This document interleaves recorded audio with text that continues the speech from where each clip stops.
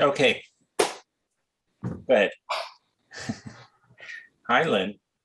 Hey there, good to see you in another context. I know. But still, we live in the same globe, same In the Earth, same state? the same state. Yes, I'm luckily, only too far. I'm only minutes from your husband's alma mater. Are you actually in Tivoli? Well, I'm actually technically no. I'm in the like an adjacent town, but our post office is Tivoli, so we have their zip code. So if you just put Tivoli in, my mail, everything it says Tivoli. So And I told you my little special No. thing about that word. Did I tell you? Did I tell you that? repeat it. Remind me. That backwards it spells I love it. I do. That's right. I forgot. Except, yeah, but phonetically. Okay. Only phonetically, yeah. Yeah, But but I do, and I do love it. Silent E anyway. One day they'll probably just get rid of E's. Like they'll just give in and let texting become the official language of the English language. Like version of the English language. It's like, oh, things are going downhill. So, but anyway, but so yeah. So it's been so nice. It's so beautiful here. It's really nice. I love it. Yeah. Yeah. Hiking and swimming and You can do all that up here too. Well, I am pretty close to a lake. to me, there's nothing better than swimming in a lake in the summer. I got to do that. I was kayaking on this lake nearby, and then then I brought Jacob over there, but he didn't want to go swimming. We were just hanging out at the lake, doing exactly what we would do here. My daughters they're city girls, they said they'll get in a lake and they'll say, well, yeah, but I can't see what's in here. It might be slimy. Yeah. That kind of Yeah, exactly. As opposed to the disgusting things we walk around looking at in New York City on the ground, which we can see and which we couldn't. So, there's no winning. Good comparison. Yeah. And how are things there? I was just there actually for a week in Brooklyn. So you're okay. We're all right. That's good. That's good. So tell me, yeah. It was still reeling in a surprising way after the downfall of our governor. Oh, right. We got one more week of the. Oh yeah, he's still in place. That's right. I forgot. Yeah. But then we'll have our first female governor. Yeah, and we don't know much about her. Not much, except that she probably isn't hitting on young women all the time. But then we just assume that. But we assume that about most men too, like they would know better. But now this is late in the Me Too moment. Yeah. Anyway, so tell me, how did the Criterion Channel retrospective come? How did that come about? Who contacted whom? I mean, and yeah, it's such a beautiful opportunity this October. Is it October? Yes, it is October. There'll be one of their focuses will be your body of your work. Yeah, I'm really excited. In fact, it was announced just a couple of days ago by Deadline Hollywood. I saw that. Yeah, and they called it an octet, which I like the musical reference. So I just thought that was really sweet and inventive to have a word for octet. Yeah. For 8 movies. So right. I started the primary thing being the film about a father who, but go ahead. They had decided months ago to stream film about a father who, and that was arranged through Cinema Guild. And then I began a conversation with the current programming director, whose name is Penelope Bartlett. And that was such a treat. I mean, I would say it was a gift to be in correspondence with her. And I really say correspondence because we have never spoken and never met, obviously. And she just started looking at lots and lots of my films, which was a delight for me. And I kept thinking to myself, how on earth does the programmer for the Criterion Channel have time to watch my movies? They're always adding films and different retrospectives and classics and all of that. So she came up with the idea of putting together a program of other films that related to family in some way. Either I had worked with family or I was kind of investigating relationships that you could call family. And in that way of thinking, she decided to include it, for example, my film Maya at 24, which is a film I shot when my daughter Maya was 6, 16, and 24. And each year she would run circles around me. And that's been something we've done periodically. And I call it Maya at 24 because also film runs at 24 frames per second. So it kind of was a nice play on that in the cinema cosmos. And she also is showing a film that I made in Argentina with both of my daughters called Wind in Our Hair, and then a film I made with my sister Dana in 1994 called Which Way is East. So she really came up with this conceit of, films about films that were in collaboration with members of my family. And then she added 2 additional films that spoke directly to films in their collection, in the Criterion collection. And so that includes my film, The Washing Society, which looks at the relationship of people who do laundry in New York City and people who have their laundry done, and what it is to live in this very service-oriented urban environment, and what laundry is in relationship to our bodies and work, and also the kind of choreography of a laundromat, which is all part of that film. And there's a film in the Criterion collection called Clotheslines, which is a film from the 1970s by Roberta Cantal. It's kind of a classic feminist film. And so I think they'll sort of pair those. And then I made a film, which is a very short film that is my reflection and frustration and shock at the attack on the US Capitol, which I wrote in the form of a letter to the director, Jean Vigo. And he made a film called Zero for Conduct in 1933. And it's just a beautiful film about children and anti-authoritarian. Epistolary, yeah. Yeah, and that film is called Epistolary Letter to Jean Vigo, and it's a letter to addressing that film that he made, Zero for Conduct. Right, I noticed there was footage from Lord of the Flies, right? Yes. Really beautiful. Yeah. Oh, yeah. Oh, thank you. Yeah, Lord of the Flies actually for both of us was probably a very important film, a book. I never had seen the film before, but that book, I don't think I've watched it. Yeah, but the book was sort of like Catcher in the Rye. It was the book that you read to think about what are the dangers of youth, and what are the excitements and the introspection and also the engagement. So those were super special books, and I wanted to include that, like that film. So yeah, and then the main I guess anchor of it is film about a father who, because I've spent 35 years of my life working on it, and I guess she just wanted to build something around it that talked about the kind of engagement that one can have with family in the process of making art. Mm-hmm. Mm-hmm.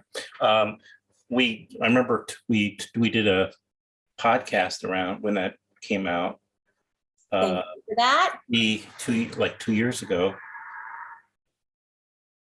It's shocking, right? It's about 2 years ago already, at least. Yeah, well, the film came out last year, but everything seems really protracted. But we did, we had a conversation, I would say it was probably in January or February, so just before the pandemic. Oh, was it that? Yeah. I think it was earlier than that, but maybe, anyway. You're probably right, but we've had some other and you got together we've had a lot of conversations. We have. It's We been have. a treat.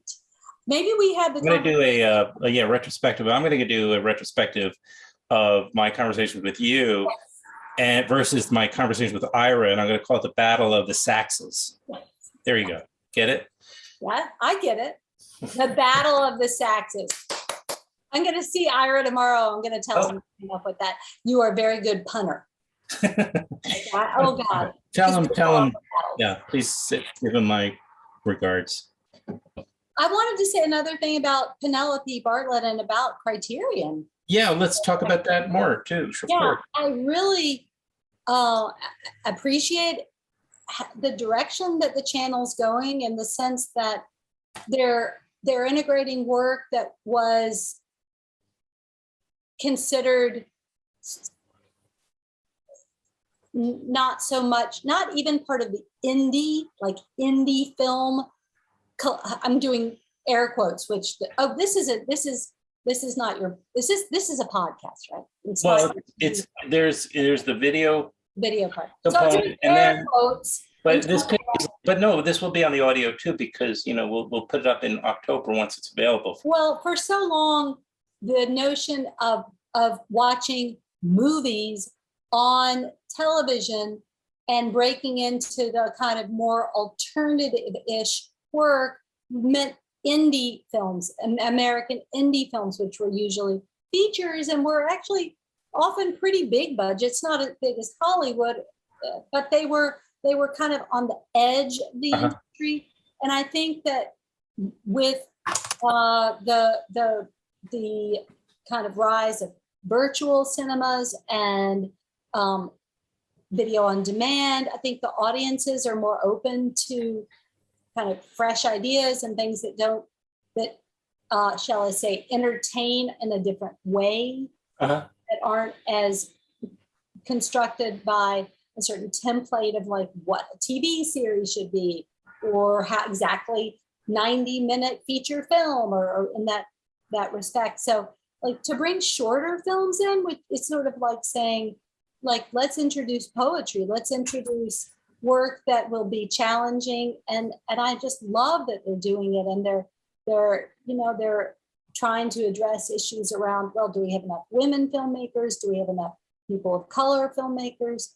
There was a big article last fall around the inclusion of African American filmmakers, or the not enough representation. I think they've worked hard to address that. So I think that the channel, which is a kind of go-to for what's happening and what happened in our field, is really taking a lot of risks, and I appreciate that.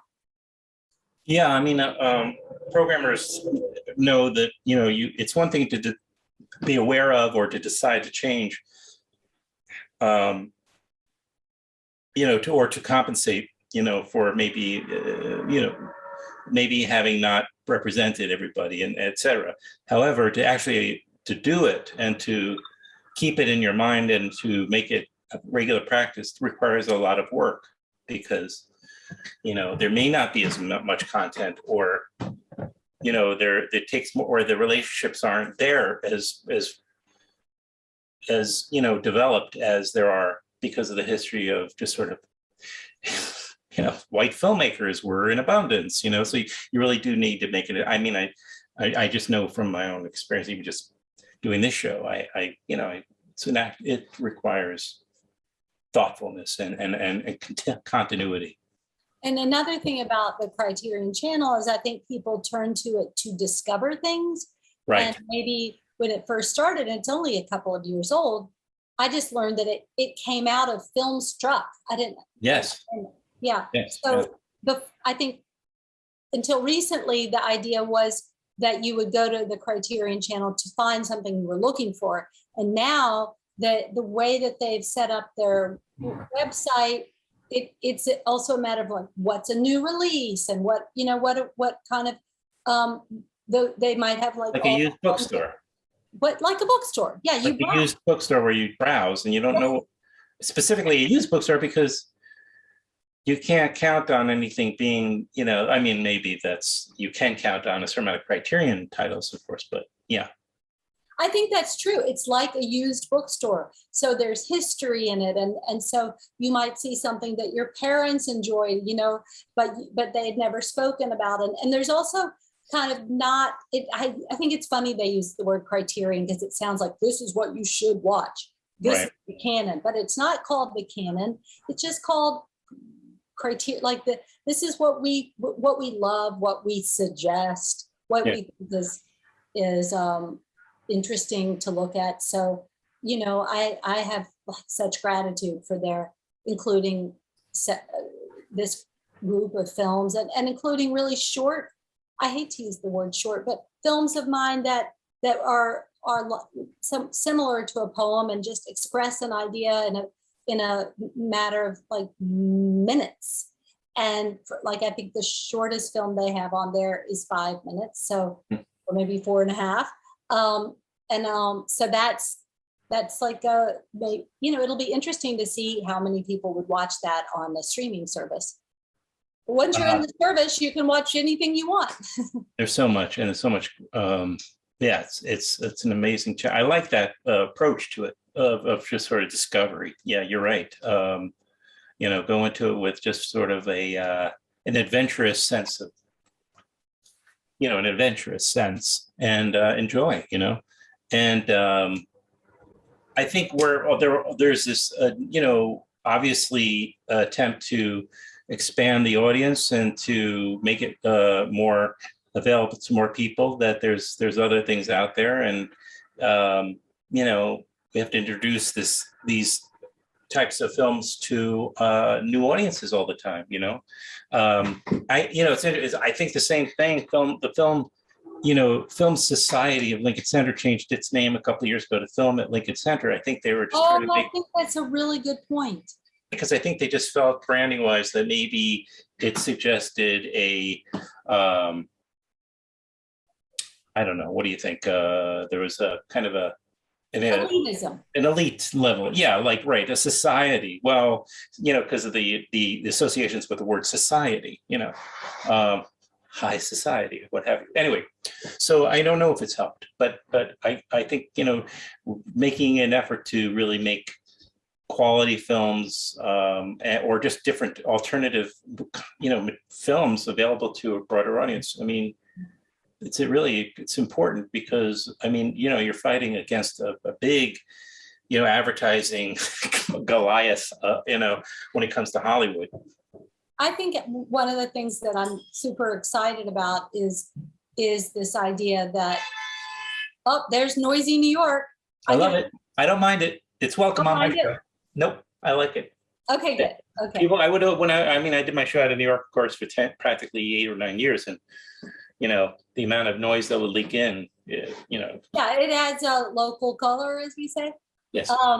But you know, also I think that this notion of showing a group of films by someone who's been involved in the field for a long time kind of speaks to how your work grows and changes, and it's not just always this emphasis on the new. So, right. You know, I have a film in this program from 1994, which is called Which Way is East. I made it in Vietnam with my sister who was living there, Lynne Sachs, who was living there as a journalist. And then it comes all the way up to the present, to Epistolary, which was made just a few months ago. It feels like yeah. I mean, there's footage of the insurgents. So, yes, you exactly. know, yeah. So, and in some ways, those two films together speak to each other. They speak to political situations, to tension. One was speaking to a little, like, it addresses the Vietnam War as it looks back at the war, and to our impressions of it. And they both are kind of essay films, I would say. You know, they investigate what I felt about these moments in history. And, you know, I'm very interested in that interpretive place that we can all have in relationship to the time in which we live. So sure. That those two movies really, you know, could have a dialogue. With epistolary in general, were you thinking more, was the decision to incorporate or January 6th footage, was that more of an intellectual decision, or was it just something that was nagging at you that you felt you wanted to kind of process it? So after the attack and during the attack on the Capitol, the insurgents, and I thought about that transition point from something being a civil disobedience action, like maybe some graffiti on the wall, to something being very, very violent. And I wanted to understand, at what point does a critical gesture become something that creates pain, anguish, death in some points? Is it a thin line, or is it a thick line? I mean, a like wall between those two things. And so there was a term that kept coming to my mind. I said, this sounds kind of quaint, but it did. I kept thinking, those people do not know how to behave. You know, like, what would it be like to be their parents or their mother in this case? Like, how would you feel about someone who did something like that, that violated so many people and like, not just our US, it's one thing to violate the building, but to hurt people is even more heinous. It's much more heinous in my book. And so I had actually been commissioned by the Punta de Vista Film Festival in Spain to do something that 10 other filmmakers were doing, which was to write a letter to a filmmaker who had been important to us from the past. So I had already decided to write to Jean Vigo, and then I thought, wow, he made a film about children who misbehave, who kind of know how to behave but decide not to, but they do it in the most it's kind of noisy out there, sorry. They're cleaning the street. They're cleaning. That happens every once in a while in New York City. How do you say diegetic? Yeah. So I thought about the fact that he had made a movie about anti-authoritarian behavior, but ultimately it's a celebration of play and kind of a recognition of this impulse of children to try to find their way, to break the rules. But then what happened in Washington, D.C., to me, was more like children in Lord of the Flies, where they didn't want to break the rules, they wanted to destroy each other. And so there's a kind of cliche expression, you know, boys will be boys. Well, in Washington, D.C., it was boys and it was men and women. And they took misbehaving to a far more painful and destructive place. Yeah. I mean, both, what struck me was that, you know, Lord of the Flies, you took these British, were they British? Yeah. They took these British kids, you know, who were probably, most of whom grew up in pretty civilized environments, and then put them on this island, and then they became very primal. And I felt like that is the way that these people acted in the insurrection, that they were like really just the bullet that was pulled collectively by, you know, Trump, Rudy, and a few other assholes. Anyway, and they were just like, you know, the bullet. They were just behaving, you know, like primally too, and causing destruction. But you know, that I saw that commonality there. It was very good. Oh, I didn't know if I haven't seen much Jean Vigo. Well, I know I've seen at least one major film of his, which was. did you see Adelant? Yeah, that's the one I was going to mention, which I loved, of course. Okay. Well, the other, Zero for Conduct, is great, and it is about boys. So I don't know if is that available on the. I mean, I would imagine it's on the channel. It's on the Criterion Channel. Yeah. That's great to Um, know. I'll catch that. but I wanted to say, I actually have another film in this program called The Last Happy Day, which also looks at this space between the childhood vision and the kind of innocence of, innocence of childhood, and that when that is destroyed or broken. Mhm. And so it's a film that looks at the life of a very distant cousin of mine. His name was Alexander Leonard, or Shandor Leonard, and he became, call it, famous for a brief time in the 1960s because he translated Winnie the Pooh into Latin. But he had also done something else that I learned about through letters that he had written to our family. And that is that during World War II, he worked in Rome reconstructing the bodies of American soldiers who died in World War II.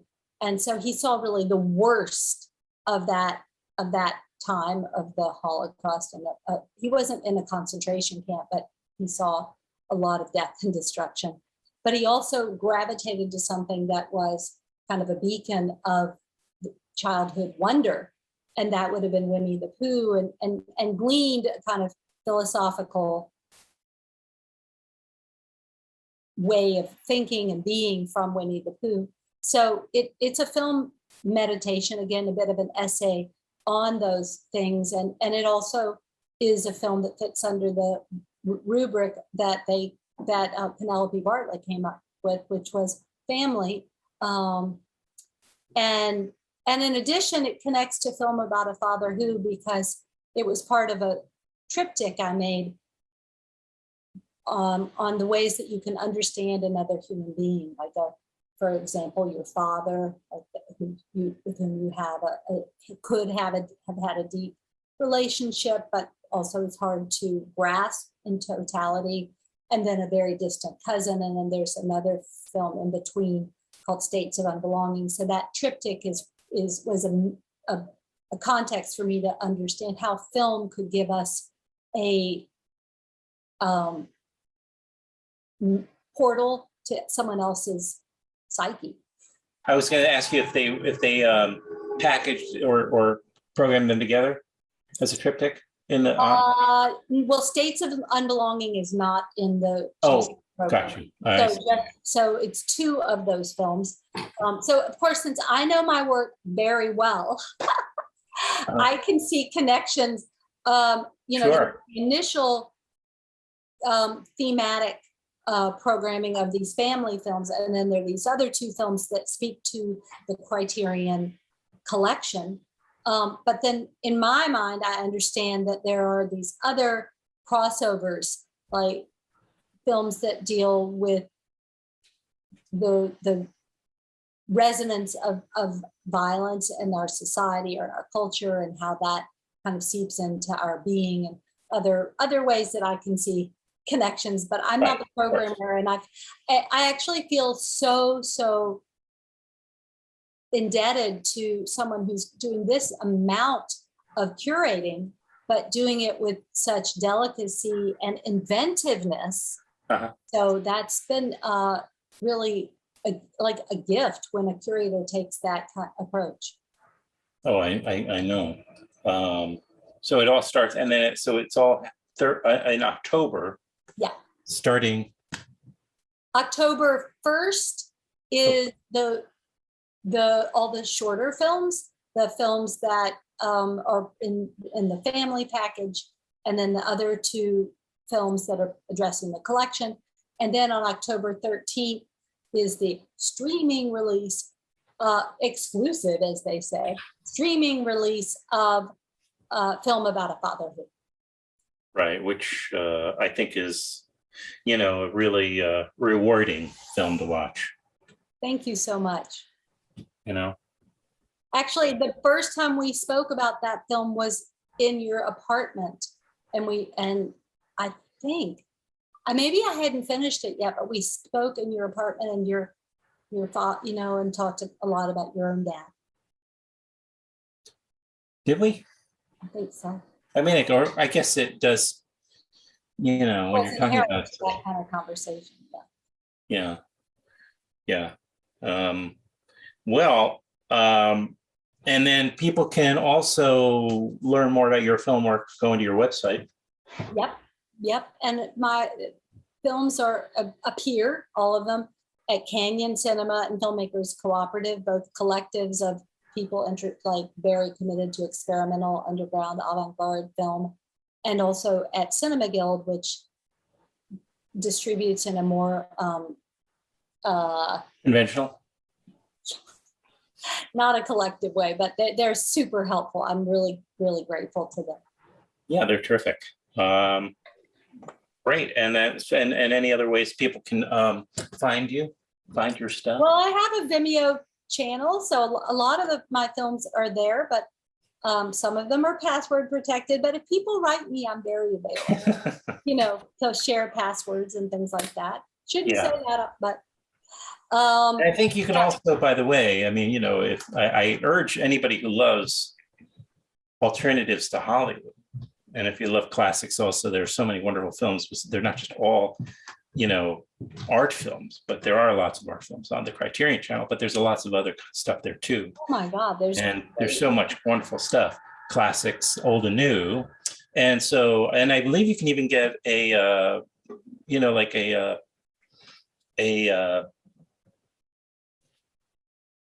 think for free, you can get a trial period. But for maybe probably a couple of weeks, but it's really worth exploring it, because you'll get if you only watch a handful of movies a month, you've already you're ahead of the game. Totally. I just think the collection is great, and I've actually recently given a half a year subscription to my daughters because I think it's just a great, dare I say it, education. Here's the big question for you. Mm-hmm. Have you been invited yet to go into the Criterion closet? I went 2 days ago to the closet. Yeah.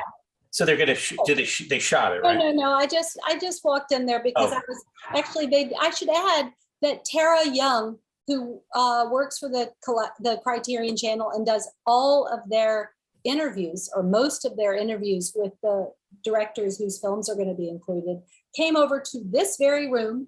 I sat right over there against that orange wall, and she did a 2-hour interview with me. I'm sure it won't end up being 2 hours on the channel. And so when she was done, it was 2 nights ago.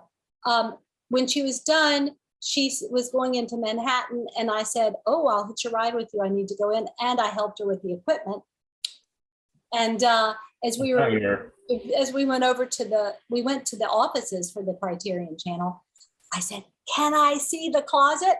So I did, and it was here. Can I just show you now? Did you raid the closet? I took Ken Loach's film Kes. I took the complete. Kes is great. Yeah, I love that movie. Me too. Complete Jacques Tati. Oh my gosh! I have to come over and we'll do a Jacques Tati festival. We did some. I found this collection. I've only seen 2 films of his. Oh my God! I'm sure I haven't seen most of them. Me too. I got Anya Sparta in California, and I think that's good choices. But yeah, I felt I have to tell you, my most important discovery on the Criterion Channel by far is a movie I loved, my daughter loved, and my mother loved. It's called Girlfriends. Oh yes, I'm very aware. I've seen it a couple of times. It's a brilliant film about the challenges and the adventures and the kind of introspection of being a young woman in a big city. In this case, it's New York City. Yes, I got that DVD, and it blew my mind. I loved it. I know, it's a wonderful film. It's by Claudia Weil, who I would love to invite on here, but it's got a great cast. Here I am in the closet. Including Melanie Mayron, who, send me that. I want to have a copy. It's including Melanie Mayron, who has done this show before. She was on here. What? You met her? Oh. Well, we met on the phone. Adam, are we about done? Because I need to go down to the kitchen, to the stairs for a reason. Oh, don't let anything burn. Okay. All right, so let's end it properly by just reminding people all October there'll be a Lynne Sachs-a-thon on Criterion Channel, and Actually, will last for a year. So that's remarkable. But people should get on in October anyway, as things come yes, out. October is it. And thank you very much. And Oh my God, it was a joy. You are wonderful, and the gifts that you give to our community just keep coming, and I adore please. it. I adore FilmWax. No, okay. Yeah, thank you. Okay. All right. All right, thank you.